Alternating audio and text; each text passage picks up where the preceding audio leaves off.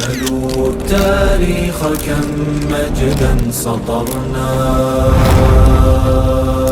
على صفحاته وبه تغنى. کفار همیش دی پارا دو جنگم په مخ بیایي چې یو ته عسکري او نظامی جنگ وایي، بل ته فکری جنگ وایي.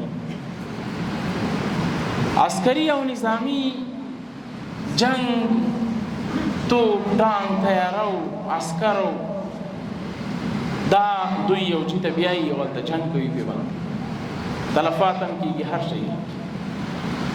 یو چې دا فکری جنگ ده، فکری جنگ د کفارو دا د دې ساحه ډېره پراخه ساحه.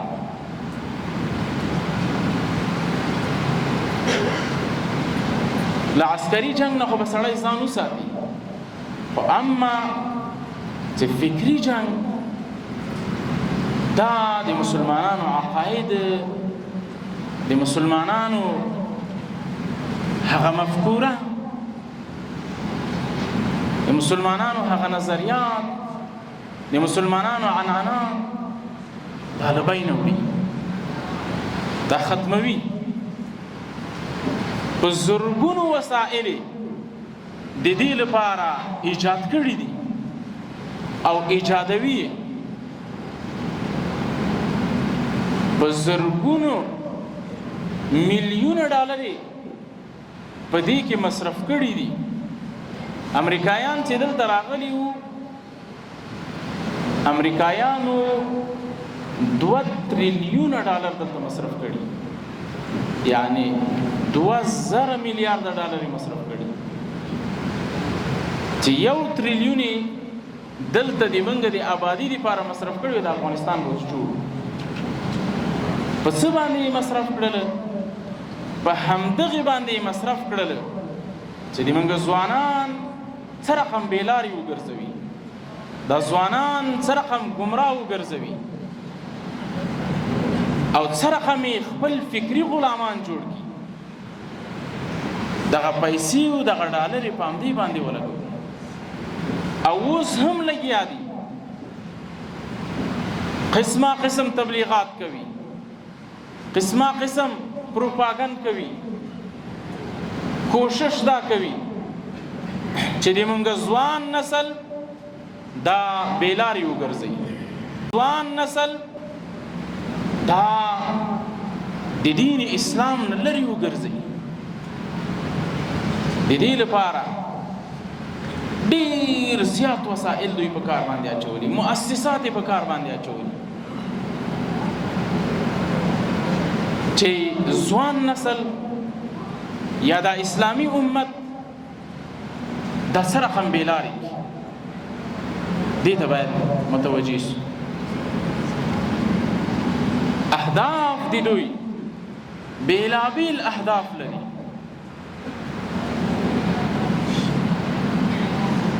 ډېر داسې اهداف لري چې هغه دوی د خپل نفع لپاره دا څه کوي، استعمال. یو هدف د فکری جنگ چې کفارو شروع کړی ده هغه دا ده چې مسلمانان دا په خپلو اسلامي ارزښتونو باندې شکمن کي، خپل فکر، خپل نظریات دا دوی ته ورکي او په اسلامي ارزښتونو باندې شکمن وګرځوي. اسلامي ارزښتونه دي موږ ډېر زیات، توحید ده، حیا ده، حجاب ده، صبر و استقامت ده. په دې باندې غواړي چې مؤمنان او مسلمانان په خپلو ارزښتونو باندې شکمن وګرځوي.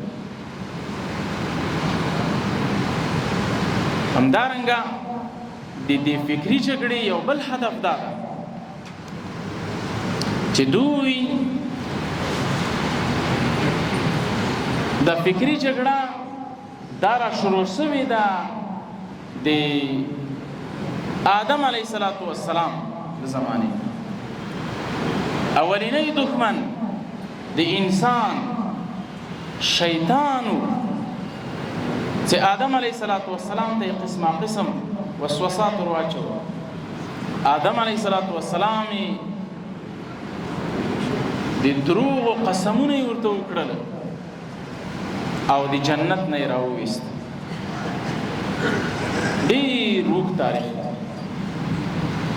تر زمانې د رسول الله صلی الله علیه وسلم مشرکینو د رسول الله صلی الله علیه وسلم په مقابل کې هم فکری جګړه کوله. کله به په رسول الله صلی الله علیه وسلم باندې یو نوم کېښود، کله به بل نوم به باندې کېښود. کله به د قرآن په مجلس کې شور کاو، شغب به یې کاو چې ودرېږه خلق د رسول الله صلی الله علیه وسلم خبره وانوري. رسول الله صلی الله علیه وسلم چې مدینه منورې ته راغی، هلته هم د یهودو له خوا نه دا په مخ باندې بول کېدل. هلته هم دوی قسم حربې جوړولې چې څرنګه منګه دغه صحابه کرام چې په مدینه منوره کې د رسول الله صلی الله علیه وسلم ملاتړ کوي څرنګه منګه شکمن وګرځو. یهودو به سحر کې ایمان راوړ، بیګا ته به بیرته کافر سو، له ایمان نه به وګرځېدل ځکه دوی خو اهل کتابو، خلکو په دوی باندې باور کاوه. نو خلکو به ویل چې دوی خو اهل کتاب دي، دوی چې دا رسول پرېښوده نو حتما څه خبره سته ده. دا فکري جنګ د همغه را روان ده د همغه وخت. نو باید ځوانان دې منګه ډېر محتاط اوسېږي چې دا د پردیو ښکارو نه ګرځېږي، د کفارو فکري غلامانو نه ګرځېږي.